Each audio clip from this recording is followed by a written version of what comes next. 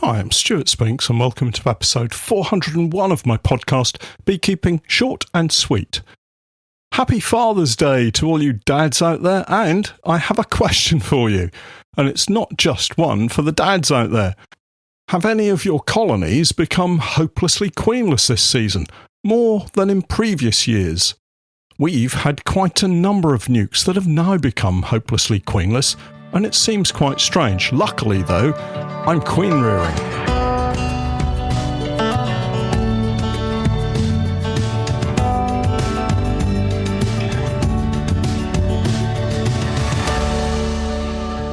Beekeeping Short and Sweet, a beekeeping podcast for the inquisitive beekeeper with a short attention span. A beekeeper, in fact, just like me. Hi everyone, welcome back to the podcast for this week, and before we end up talking about the weather, as inevitably I do, a very happy Father's Day to you all, particularly here in the UK, but the world over. On a personal note, I lost my father many years ago, so if you're visiting your dad today, make the most of it, whatever age you are or he is. I have my grandsons over later today to pick strawberries from my allotment, and I'm really looking forward to that. For all you dads out there, wherever you are, have a great day. It's getting hot again. We had a particularly scorching day on Friday.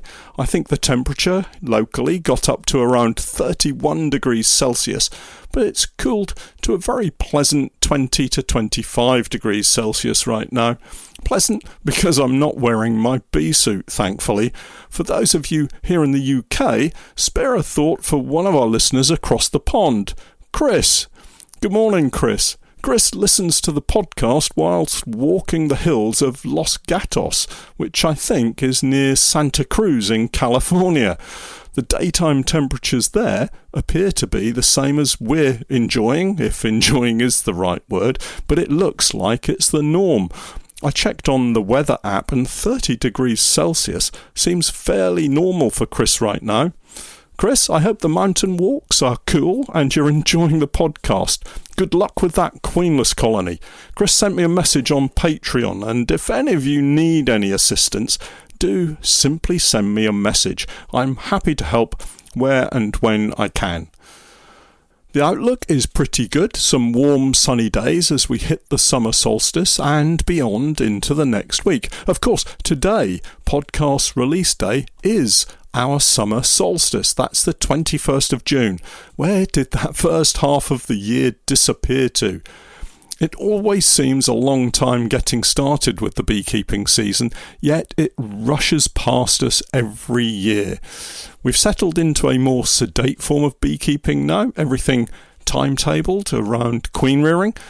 That reproductive phase of the year is gone for the most part. The colonies are settling down to produce the maximum amount of honey that they can through the peak summer nectar flow. Colonies that have not swarmed will be at their maximum size as we head into the last week of June, and foraging workers will be streaming out of the hive from dawn to dusk, grabbing nectar and pollen from a wide variety of plants. If you were unlucky enough to have your colonies swarm in the early part of the year, you may well find they've grown back to full size and will still deliver a nice crop of honey this summer, so don't fret too much. Later spring and early summer swarms will of course deplete those all-important summer foraging bees, so whilst you may get a crop of honey, don't be too disappointed if it's not as much as you had hoped for. I wanted today to touch on hopelessly queenless colonies, mainly because I have more than my fair share this season. Hopelessly queenless colonies happen for many reasons, but fundamentally it means the colony, without our help and support, is going to dwindle and die. It may be that the colony swarmed early, produced queen cells, but that none of the queens survived to successfully mate and start laying eggs. It could be a nuc that has had a queen cell introduced, and for whatever reason, the workers in that nuc, but not just a nuc, it could be a full-size colony, but whatever size the colony, they've destroyed the introduced queen cell. Maybe they weren't ever queenless. Maybe they've produced their own queen cell, hidden from view, but that queen hasn't emerged or mated successfully after the beekeeper's queen cell was introduced and destroyed. A classic scenario that beginner beekeepers create for themselves is upon inspecting. Queen cells are discovered, and in something of a panic, the beekeeper removes all of those queen cells, only to find that there are no eggs or very young larvae, thus making the colony hopelessly queenless. That's to say, the colony in question now has no available way of producing a queen cell, thus hopelessly queenless. You may recall earlier in the season I mentioned a lot of our nucleus colonies had swarmed. I would say around half of these have become hopelessly queenless. It appears to have been that rather cold and wet spell that we had in May that did the damage, so now I find myself with lots of small colonies that are getting desperate for a new queen. Here we find the clock is ticking. If we don't get a replacement into them soonish, we could easily fall into an egg-laying worker scenario, which is so much more problematic to deal with than a comparatively easy, hopelessly queenless colony. So I need to get my act together and sort this situation out. The solution is queen rearing. Maybe a little late in starting, but I'm on it now and really enjoying the process and enjoying sharing that process with you. Remember, you can produce your own queens simply and effectively using methods such as the artificial swarm or 2 nukes from 1 parent hive techniques. But if, like me, you're in need of several queens or quite a lot of queens, a process of producing a few more or many more is required. For me, as I've talked about in previous podcasts, the cloak board method works just great, and finally I'm set up and queen rearing. This week we're using the Miller frame method, but with a slight twist. The original method, as I understand it, calls for an unwired sheet of foundation, drawn out and then cut. This, as I've found out in the past, isn't always as simple as it sounds, because the bees do their own thing with that foundation, and you might not get the nicely drawn straight comb you need for the Miller frame. I like to use wired foundation, drawn out evenly and flat, and simply cut the wires at the bottom of the frame and then pull them away from the comb, removing those spare sections and, hey presto, neatly cut lines forming that familiar zigzag pattern in the comb, ideal for setting up cells for queen cell production. The great thing about the cloak board setup is that once it's put together and in use, it can be constantly used throughout the queen rearing period, swapping out frames and moving frames around to keep the top box continually populated with enough bees to produce plump, well-formed queen cells. My first attempts this week didn't quite hit the mark though, so if, like me, you don't get it perfectly set up the first week, don't stress about it and simply add a few more resources as you go forward. My mistake, if you want to call it a mistake, was that I hadn't moved enough very young larvae into the top box to draw up lots of nurse bees from the brood box below. This meant that when the bees in the top box were made hopelessly queenless, there weren't enough nurse bees to develop a lot of queen cells.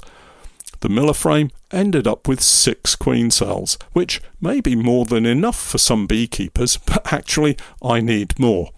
Always more.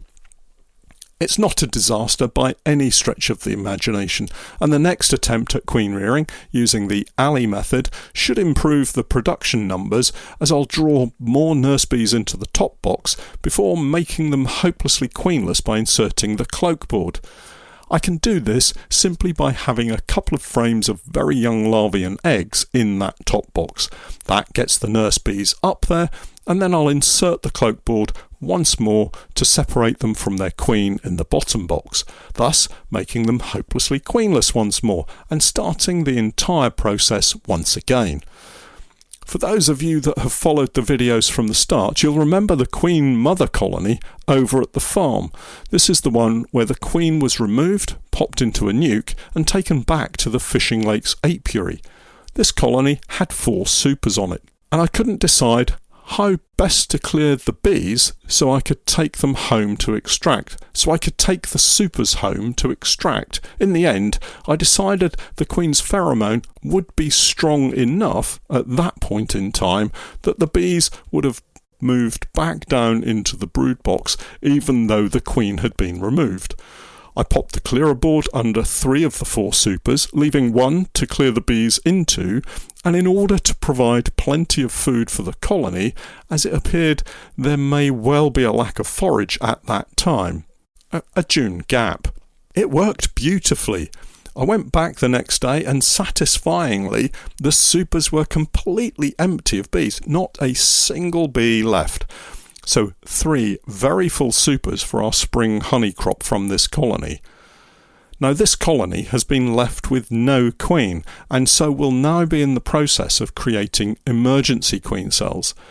These, while not being generally as good as swarm or supersedure cells in most cases, will be perfectly fine, as this colony was one of our supersized colonies with plenty of bees. Such a difference from the spring. The plan is to revisit this colony early in the week when I expect queen cells to be capped, and we can use these in several queenless colonies that we have at that site. Again, hopelessly queenless colonies from early spring queen cells that seem to have been caught out by the cold spell that we had. And that seems such a long time ago now. At this time of the year, it's great to be able to take advantage of these queen cells. Plenty of time for them to get out, mate successfully and start laying, replacing a missing queen and saving those hopelessly queenless colonies. That's at least my hope. In other news, we've been asked to supply National British Standard nucs for sale next year, and while that's fantastic news, it all takes some organising. Luckily, we've been able to get some extension brood boxes that fit nicely onto the BS Honeybees nuke boxes that we currently have set up as 14x12s. These come from Maysmore apiaries. Have a look online at them. This is a great way to convert these strong 14x12 nucleus colonies to British Standard frames. Once we have the frames of foundation drawn, we can split them off and introduce a queen cell or virgin queen and set up a nucleus colony in its own right. It's funny handling these frames after using 14x12s and Langstroth. They feel, well, small. These frames with foundation should be drawn very, very quickly, given we currently have some warm, dry weather and colonies bursting with bees ready to take advantage of that summer nectar flow.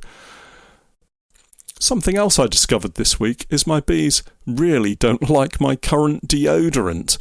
It's taken me a while to figure it out though.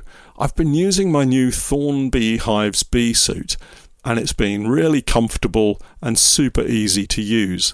I have it fitted with the round veil, as you've probably seen in the videos, and the only issue I have is my inability to make sure the zip at the front is done up properly, and on at least 3 occasions now I've had a bee on the inside of the veil, and the only possible answer is, well, beekeeper incompetence again. Anyway, the deodorant issue. I've been stung 3 times in quick succession on the upper left arm on the inside, that very fleshy bit. At first I thought I must be trapping the bees with my arm movements, but then, a couple of days ago, bear with me, I had to visit my dentist, and naturally I'm not going to go to the dentist without proper personal hygiene. A few hours later, after a successful dental trip I would add, I was back at the apiary inspecting and was suddenly stung in the same place again and again, twice in quick succession, and then it dawned on me I'd used deodorant that morning, and thinking back on the other occasions I'd been stung on that arm in the same place, I had used deodorant. I stopped and, of course, no more stings under the arm. Well, so far. So if you find you're getting stung for no apparent reason, have a think about things like deodorants, shower gels, and all of those products that might upset the bees. Change or stop what you're using or doing and see if it makes any difference. It might just prevent or stop more stings. The final task of last week was cleaning out empty boxes, nuc boxes ready for reuse. These had been mounting up, and while they didn't have any disease, it's important to give them a good clean, mainly to make it easier to refit new frames and ease future inspections. We use polynucs, as I'm sure you'll remember, so scorching them with a flame is not an option. So the process is a careful scrape, as careful as we can be, and clean it out to get rid of the wax and propolis. Then a quick wash in washing soda solution to get rid of any stubborn propolis, a quick hose down, allow them to dry, and refill with frames fitted with fresh foundation ready for reuse. We have some nucs that we've used for many years now, and they're still in really good condition. Some need a quick freshen up with paint on the outside, but with the conditions being so warm right now, the paint dries very quickly. Hopefully, I'll have some nice plump queen cells to put into these cleaned nuc boxes in just a few days' time. Do look out for the videos as we continue the queen rearing, and I'll update you all again next week on the podcast. Have a very happy Father's Day. Well, that's it for this week. For all of you who haven't yet signed up to my Patreon page, I, together with Steph, have been creating beekeeping content for many years now. And if you're looking for some straightforward, down-to-earth tips and techniques, help and advice, then do take a look at my Patreon page. We have over 1,700 individual beekeeping posts, videos and podcasts filled with useful and timely help and advice. My approach is pragmatic and calm, sometimes entertaining, but always with help and support for the beekeepers at the heart of what I do. I keep my videos short and concise wherever possible, no waffle, no flannel, just honest beekeeping advice from years of keeping bees. Take a look and join me for the new 2026 beekeeping season. It'll cost you less than a jar of honey, and you never know, there may be something there that will help improve your beekeeping. Check us out online at www.patreon.com/Norfolk Honey.